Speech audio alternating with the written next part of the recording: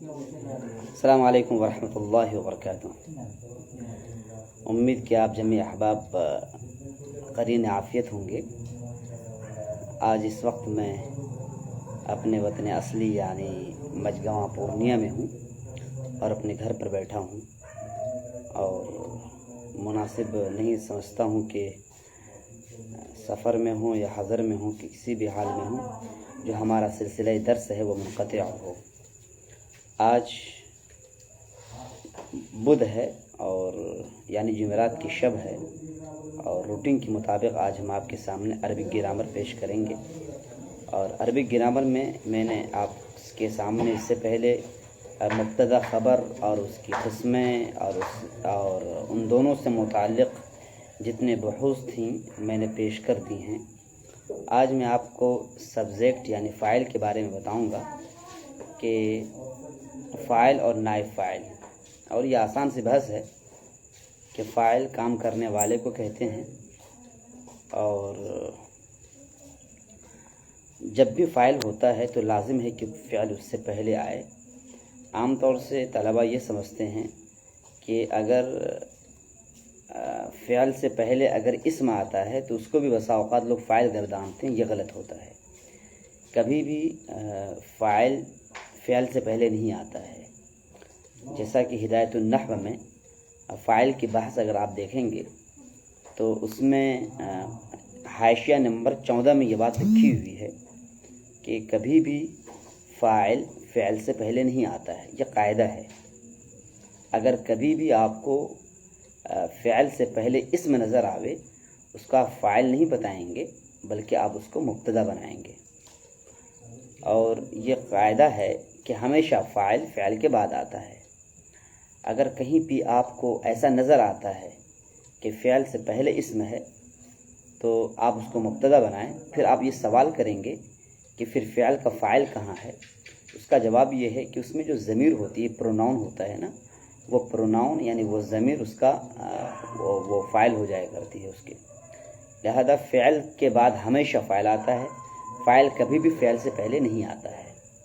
یہ ذہن نشی کر لیں، یہ ذہن مستحضر کر لیں، کبھی بھی فعل سے پہلے فاعل نہیں آتا ہے، فاعل ہمیشہ فعل کے بعد آتا ہے۔ اور فاعل سے متعلق کچھ متعلقات ہیں، وہ یہ ہیں کہ اگر فاعل مذکر تو فعل بھی مذکر، فاعل مؤنث تو فعل بھی مؤنث۔ اور دوسری بات یہ ہے کہ جب فاعل ظاہر ہو، کیونکہ کبھی فاعل ظاہر ہوتا ہے اور کبھی فاعل چھپا ہوتا ہے، یعنی ضمیر کی شکل میں ہوتا ہے۔ جب فاعل ظاہر ہو تو وہ سنگل ہو یا ڈبل ہو یا ٹرپل ہو، واحد ہو، تثنیہ ہو، جمع ہو، فعل ہمیشہ واحد ہی آئے گا۔ جیسے ذہب زید، ذہب زیدانی، ذہب زیدون۔ لیکن اگر فاعل مستتر ہو یعنی فاعل چھپا ہوا ہو تو ایسے موقع پر فاعل فاعل کے مطابق یعنی ضمیر کے مطابق آتا ہے۔ جیسے زید ذہب، زیدانی ذہبا، تو ذہبا میں ہما ضمیر ہے، ذہبا الف ہے نا، یہ الفی تثنیہ ہے۔ زیدون ذہبو، تو ذہبو میں آپ واو دیکھتے ہیں، اس میں ہم یعنی واو یہ جمع کا صیغہ ہے، یہ اس کا فاعل بن رہا ہے۔ تو یہ بات ذہن نشی کر لیں، یہ بات بالکل ذہن میں بٹھا لیں کہ جب فاعل واحد ہوتا ہے یا تثنیہ ہوتا ہے یا جمع ہوتا ہے، لیکن اگر ظاہر ہے تو فعل ہمیشہ واحد آتا ہے۔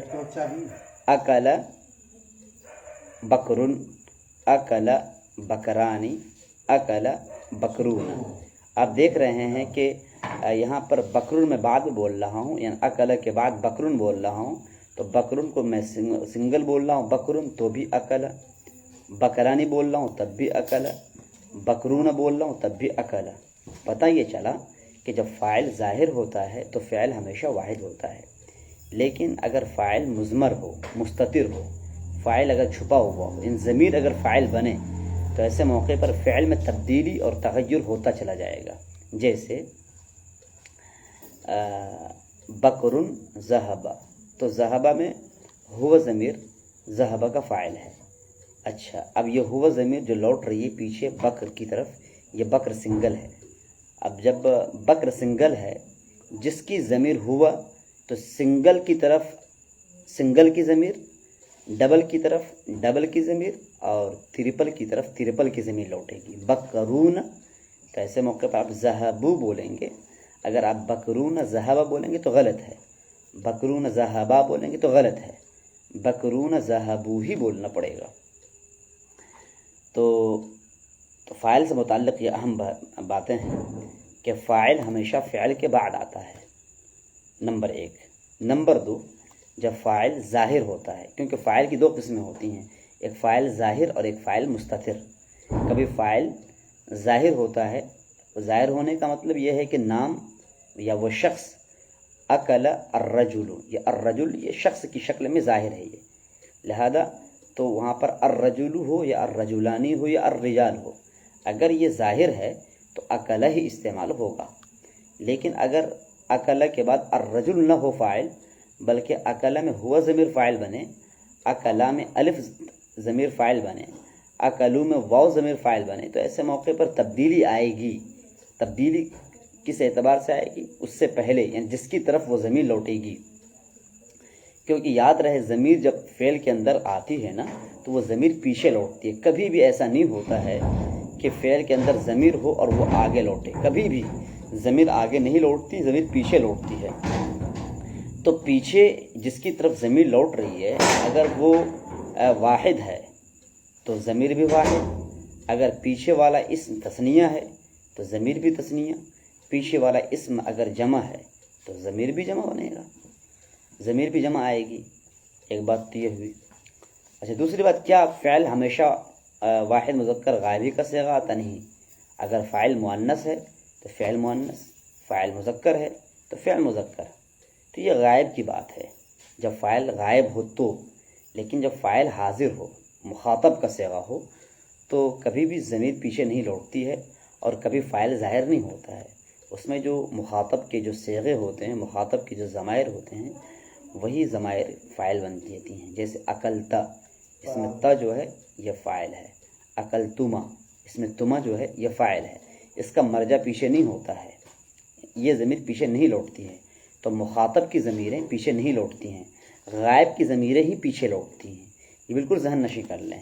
اور جب فعل مخاطب کے صیغوں کی شکل میں ہوں تو اس کا فاعل کبھی نہیں آتا ہے. آپ اکلتا بولیں گے تو فاعل بھی لائیں گے تو غلط ہو جائے گا. اکلتا زیدن یہ غلط ہو جائے گا، اکلتما زیدانی یہ غلط ہو جائے گا، اکلتم زیدون یہ غلط ہو جائے گا. کیونکہ اکلتم بھی بولیں اور زیدون بھی بولیں گے تو ایسا نہیں ہو سکتا ہے. اکلتم بولیں گے تو نہ پیچھے زمین لوٹے گی نہ آگے جو ہے آپ فاعل لا سکتے ہیں، فاعل جو ہے خود اس میں ہے. ہاں یہ ہے کہ آپ حرف ندا کے ذریعے سے آپ بول سکتے ہیں. اکلتا یا زیدو، اکلتما یا زیدانی، اکلتم یا زیدون، اس طرح سے آپ بول سکتے ہیں. تو یہ جو ہے منادا بن جائے گا. اکلتا یا زیدو، تو یا زیدو یہ جو حرف ندا منادا بنے گا. اکلتما یا زیدانی، یا زیدانی یہ فاعل نہیں ہے بلکہ یہ ندا منادا ہے یہ. تو یہ بات ذہن نشی کر لیں کہ جو فاعل ہوا کرتا ہے، فاعل ظاہر جو ہوتا ہے، اس کے لیے شرط ہے کہ فعل غائب کے صیغے ہوں.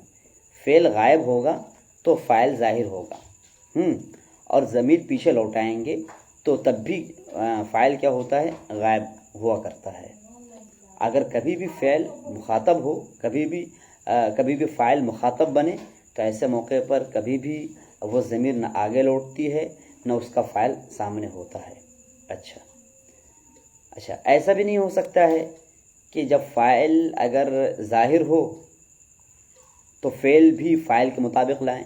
جیسے اکلا زیدن، اکلا زیدانی غلط ہو جائے گا. کیوں؟ کیونکہ اکلا جو الف ہے، زیدانی یہ بھی ایک اسم ہے.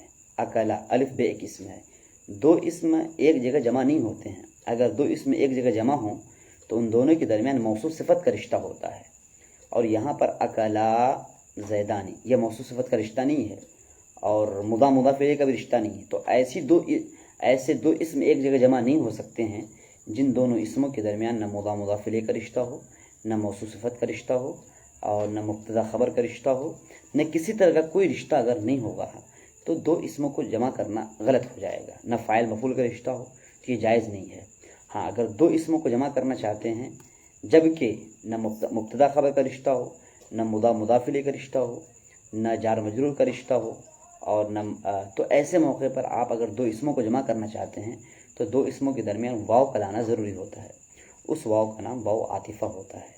تو اگر آپ کو بولنا ہے اکلا تو پھر آپ کو بولنا ہے و زیدانی، اکلا و زیدانی، اس طرح سے آپ بولیں گے تو ہو سکتا ہے۔ لیکن یاد رہے اس طرح کی مثال بھی غلط ہو سکتی ہے، کیونکہ جب اکلا بولتے ہیں تو ضمیر مرفوع متصل پر عطف کرنا جائز نہیں ہوتا ہے، یہاں تک کہ ضمیر مرفوع منفصل لایا جائے۔ اکلا اگر آپ بولتے ہیں اور اس پر عطف کرنا چاہتے ہیں، اکلا و زیدانی غلط ہو جائے گا۔ اکلا ہما و زیدانی، اکلو ہم و زیدون، تب آپ عطف کر سکتے ہیں۔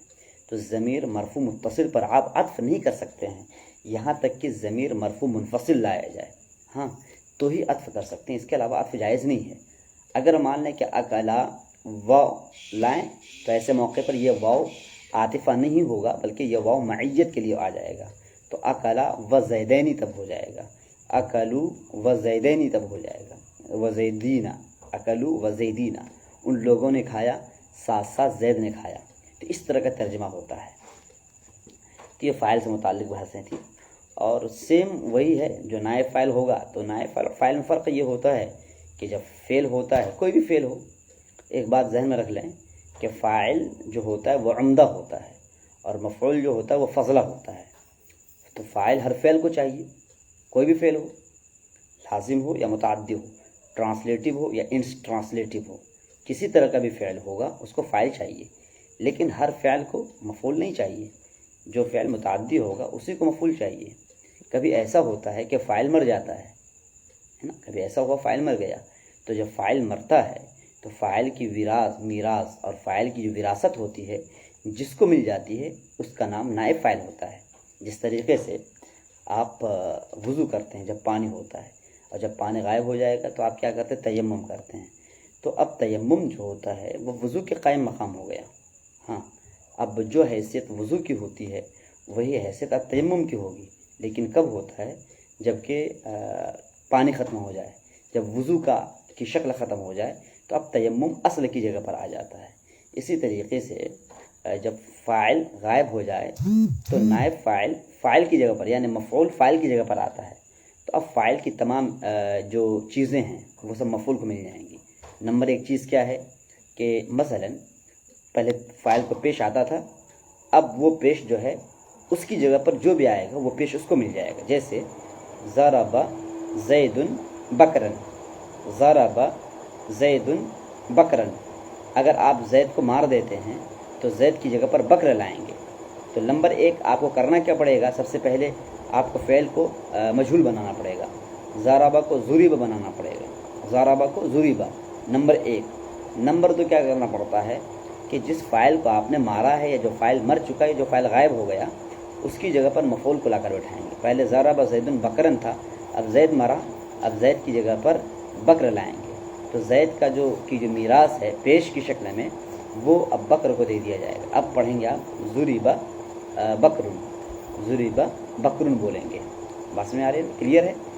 نمبر دو، پہلے آپ بول سکتے تھے ضرب زید فاطمۃ، ایسا بول سکتے تھے، لیکن جب آپ زید کو مار دیں گے آپ اور فاطمہ زید کی جگہ پر جب آئے گی تو اب ضربہ کو ضریبہ تو بنانا ہے، نمبر ایک پر جو کام ہوتا ہے۔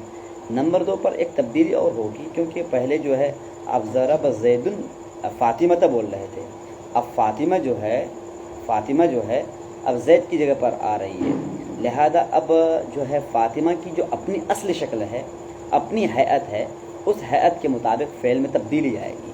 فاطمہ مؤنث ہے تو اب ضریبہ کو اب ضریبت بنانا پڑے گا، یہ اہم چیز ہوتی ہے۔ تو یہ فاعل اور نائب فاعل سے متعلق جو اہم امور تھے وہ میں نے آپ کے سامنے بیان کیا۔ تو اس طرح سے ہم نے جو مرفوعات سے متعلق جو بحثیں پڑھی ہیں، نمبر ایک پر مبتدا پڑھا، نمبر دو پر خبر پڑھی، اور نمبر 3 پر فاعل، نمبر 4 پر نائب فاعل. اور باقی جو آپ پڑھیں گے وہ آسان ہے، جیسے کہ افعال ناقصہ کا اسم ہوتا ہے، یہ بھی مرفوع ہوتا ہے. افعال ناقصہ کیا کیا ہیں؟ کانا، صار، لیسا، اصبح، امسا، اضحى، ظل، باتا، ما زال، ما برح، ما فتح، من فک، ما دام. اور کچھ لوگوں نے غدا کو بھی اور حاشا کو بھی، ان سب الفاظ کو بھی جو ہے غدا اور ما فتح، ان سب الفاظ کو بھی جو ہے، ان سب افعال کو افعال ناقصہ شمار کیا ہے. تو یہ جو ہیں ان افعال کے بعد جو اسم آتا ہے وہ بر بنائے مبتدا، یعنی بر بنائے اسم، جو پہلے مبتدا تھا اب وہ اسم ہو گیا، اب ان کو رفع دیا جاتا ہے نا. تو افعال ناقصہ کا جو اسم ہوتا ہے وہ مرفوع ہوتا ہے. اور حروف مشبہ بالفعل ہے نا، ان، انک، ان، لکن، لیت، لعل، حروف مشبہ بالفعل کی جو خبر ہوگی وہ مرفوع ہے نا. اگر آپ پیش دے رہے ہیں تو پیش آنے کی وجہ یا تو مبتدا، یا تو خبر، یا تو فاعل، یا تو نائب فاعل، یا افعال ناقصہ کا اسم، یا حروف مشبہ بالفعل کی خبر ہے نا.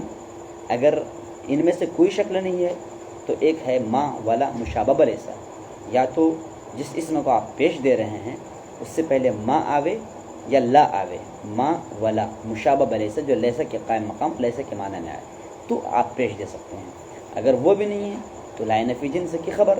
تو یہ 8 شکلیں ہوتی ہیں جہاں پر کہ اسم کو پیش دیا جاتا ہے. سامعین، ناظرین اور مستمعین، آپ یہ بات ذہن نشی کر لیں، اگر آپ قرآن کی تلاوت کر رہے ہیں، احادیث نبویہ پڑھ رہے ہیں، یا کوئی ایسی کتاب پڑھ رہے ہیں جس میں زبر زیر پیش نہ لگا ہو، تو وہاں پر آپ یہ سوچیں کہ اگر آپ پیش دے رہے ہو اپنی طرف سے تب تو آپ ان 8 باتوں میں سے کوئی ایک جواب آپ کے پاس ہونا چاہیے. اور اگر آپ قرآن کی تلاوت کر رہے اس میں زبر زیر پیش پہلے سے لگا ہوا ہے، اور آپ اگر غور کرنا چاہتے ہو تو پیش کیوں آ رہا ہے، تو آپ کو انہی 8 باتوں میں سے کسی ایک پر غور کرنا پڑے گا. جزاکم اللہ. تو آپ کو انہی باتوں میں سے کسی ایک پر غور کرنا پڑے گا. آپ کو اس جو مرفوعات کی جو میں نے کی جو 8 باتیں بتائی ہیں، آپ اس سے باہر نکلیں گے تو آپ بہک جائیں گے، کیونکہ رفع کہیں پر بھی آتا ہے، پیش کہیں پر بھی آتا ہے، تو آپ یا تو کہیں گے مبتدا ہے. یہ گرچہ جواب غلط ہو رہا ہے لیکن فرسٹ اسٹیپ آپ حل کر رہے ہیں، وہ کیا ہے؟ یا تو مبتدا ہے، یا تو خبر ہے، یا تو فاعل ہے، یا تو نائب فاعل ہے، یا افعال ناقصہ کا اسم ہے، یا حروف مشبہ بالفعل کی خبر ہے، یا مولا مشابہ بلیسا کا اسم ہے، یا لا نفی جنس کی خبر ہے. یہ 8 باتوں سے باہر آپ نکل گئے تو آپ گویا کہ آپ کو نحو نہیں آتی ہے. آپ ان 8 باتوں کے اندر ہیں تو کم از کم آپ کو کچھ نہ کچھ نمبر مل جائیں گے. مان لو کہ آپ فاعل ہونا تھا لیکن آپ نے مبتدا بتا دیا تو آپ کو نمبر پھر بھی ملے گا، کیونکہ مبتدا بھی مرفوع ہوتا ہے اور فاعل بھی مرفوع ہوتا ہے.